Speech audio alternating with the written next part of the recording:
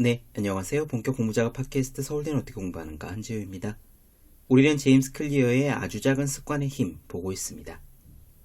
제임스 클리어는 습관을 바꾸기 위한 4가지 규칙을 정리한 바가 있습니다. 분명해야 한다, 매력적이어야 한다, 쉬워야 한다, 그리고 만족스러워야 한다. 그렇습니다. 이성적으로 계산해보면 분명히 유리한 판단인데도 우리는 하지 않는 경우가 많아요. 왠지 내키지 않는데 라면서 말이죠. 그런 주저함을 마치 마음의 소리, 직관의 속삭임이라고 포장하는 경우도 있습니다. 그런데 숙련된 전문가가 내리는 직감적인 판단, 예컨대 베테랑 형사가 이 사건 뭔가 이상하다 라고 느끼는 그런 직감 말고요. 우리가 평소에 이거 먹고 싶어, 운동 가기 싫어 라고 하는 마음의 소리들은 그렇게 가치 있는 게 아닌 경우가 많아요. 왜냐하면 우리 뇌가 눈앞의 욕구를 참지 못하도록 진화되어 왔기 때문입니다. 아시다시피 생물 종이 진화하는 데는 굉장히 오랜 시간이 걸리죠. 예컨대 지금 우리는 회사에서 일을 하고 조명이 있기 때문에 해가 진 다음에도 업무를 하는 게 자연스럽지만 사실 이런 환경이 갖추어진 것은 기껏해야 100년 안팎입니다. 그 전까지는 대부분의 사람들이 이른 아침에 닭이 울고 해가 뜨면 일을 시작했고 해가 저물면 집으로 돌아왔어요.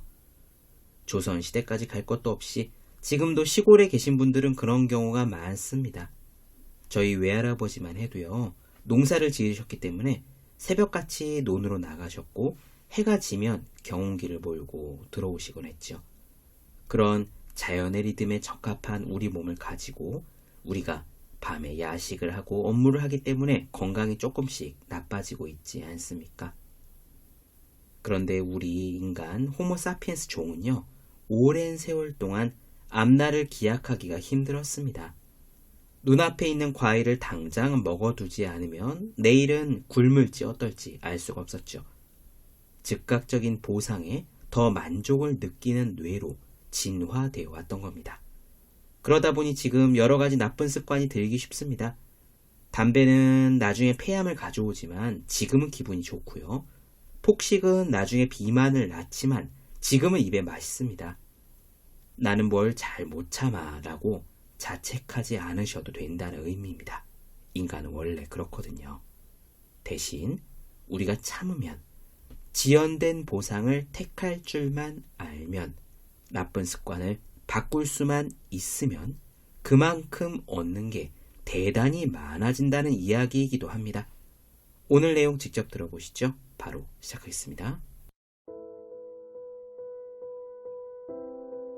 우리는 경험이 만족스러울 때 그 행동을 더 반복해서 하곤 한다. 이는 전체적으로 논리에 맞다. 비누로 손을 씻을 때 좋은 냄새가 나고 거품이 잘 나는 것 같은 아주 사소한 일일지라도 즐거운 감정은 강한 신호가 돼서 뇌에다가 이런 말을 속닥인다. 느낌이 좋은데 다음에 또 해야겠어. 즐거운 감정은 어떤 행동이 나중에 다시 할 만한 가치가 있는지 뇌에게 가르쳐준다. 껌 이야기를 한번 해보자. 껌은 1800년대에 상업적으로 팔리기 시작했는데 1891년 리글리사에서 출시할 때까지만 해도 사람들에게는 생소한 것이었다. 초기의 껌 상품들은 상대적으로 특징이 없는 합성 수지로 만들어서 질겅질겅 씹히는 느낌은 있어도 맛은 첨가되어 있지 않았다. 여기에 리글리가 스피어민트와 주시 후르트 같은 향을 첨가함으로써 추잉껌 업계의 혁명을 일으켰다. 맛도 있고 씹는 재미도 생겨난 것이다. 나아가 리글리는 추잉껌을 입안을 깨끗하게 만드는 상품으로 홍보하기 시작했다. 우리에게 익숙한 입안을 상쾌하게 라는 껌 홍보 문구가 등장한 것이다. 맛있는 향과 입안이 상쾌해지는 느낌은 껌을 씹는 만족감을 강화했다. 이후에 판매는 급등했고 리글리는 세계 최대의 추잉껌 회사가 되었다. 치약 역시 유사한 궤도를 밟았다. 치약 제조업체들은 스피어민트, 페퍼민트, 시나몬 같은 향을 제품에 추가함으로써 엄청난 성공을 누렸다. 이런 향들은 치약의 효용성을 증대시키지는 않는다. 단지 입안이 깨끗해지는 느낌을 만들어냈고 칫솔질을 할 때 더욱 즐거운 경험을 만들어줄 뿐이다.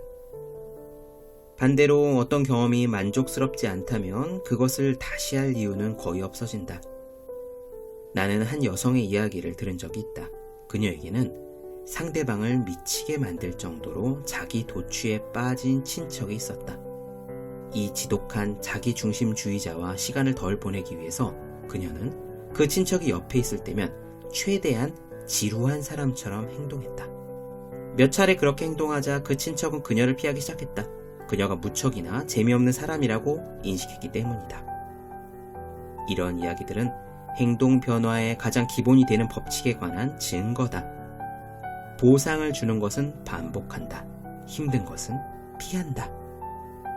그렇다.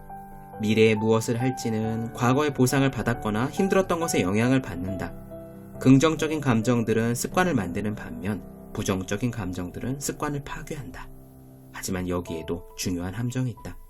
우리는 단순히 만족감을 추구하는 것이 아니라 즉시 만족감을 추구한다. 당신이 기린이든 코끼리든 사자든 아프리카의 평원을 돌아다니는 동물이 되었다고 한번 상상해보라. 우리가 하는 결정의 대부분은 즉시적인 영향력을 갖는다. 우리는 늘 무엇을 먹고 어디서 잠을 자고 포식자를 어떻게 피해야 하는지 생각한다. 계속해서 현재 또는 가까운 미래에 집중한다. 과학자들은 이런 곳을 즉시적 보상 환경이라고 부른다. 이제 인간으로 돌아와 보자. 현대사회에서 우리가 오늘 한 많은 선택들은 우리에게 즉시적인 이득을 주지 않는다.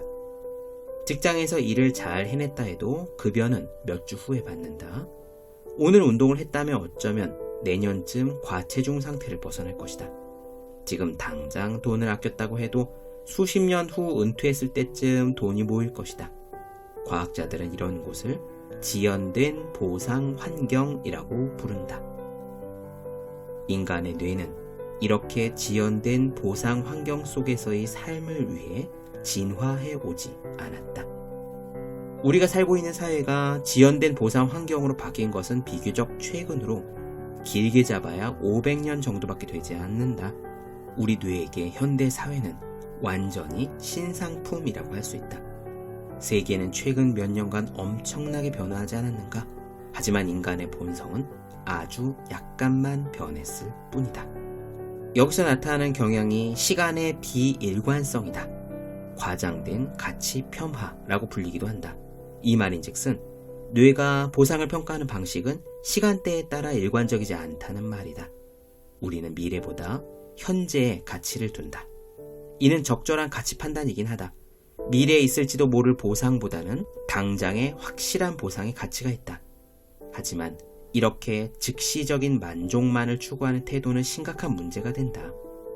왜 어떤 사람들은 폐암에 걸릴 수도 있다는 것을 알면서 담배를 피우는가? 왜 살이 찔 것을 알면서 과식을 하는가? 뇌가 보상의 우선순위를 매기는 방식을 이해하면 그 답은 명확해진다. 나쁜 습관은 보상이 즉각적인 반면에 결과는 나중에 발생한다. 흡연은 10년 동안 나를 천천히 죽이고 있지만 당장 스트레스를 줄여준다. 과식은 장기적으로는 해롭지만 순간적으로는 맛이 있다. 나쁜 습관은 대개 즉시 좋은 기분을 느끼는데 궁극적으로는 나쁜 기분을 느끼게 된다. 좋은 습관은 이와 반대다. 당장은 즐겁지 않지만 궁극적으로는 좋은 기분을 느낀다. 우리가 이렇게 즉시적인 만족감을 선호한다는 사실은 성공에 관한 중요한 진실을 보여준다. 대부분의 사람들은 하루 종일 빠른 만족감을 안겨주는 것들을 쫓으면서 시간을 보낸다. 사람들이 덜 지나간 길은 만족감이 지연되는 곳이다. 그럼에도 불구하고 기꺼이 나중에 올 보상을 기다린다면 우리는 덜 경쟁하고 종종 더 큰 보상을 얻기도 한다.